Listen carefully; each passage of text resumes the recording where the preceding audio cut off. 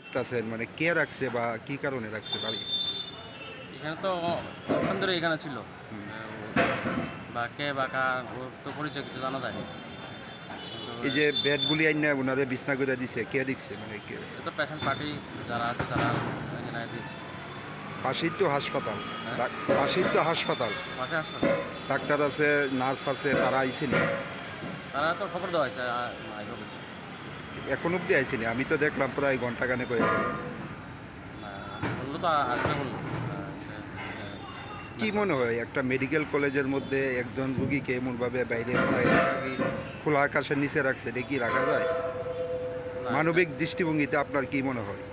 না, উনি তো পেশেন্ট ছিল। যা খবর পেলাম অ্যাডমিশন ছিল। কারণ কী কারণে ও বেরিয়ে আসলো সেটা আমি জানি না। মানে ওনাদের ভিতরে নেওয়ার কোনো লোক নাই?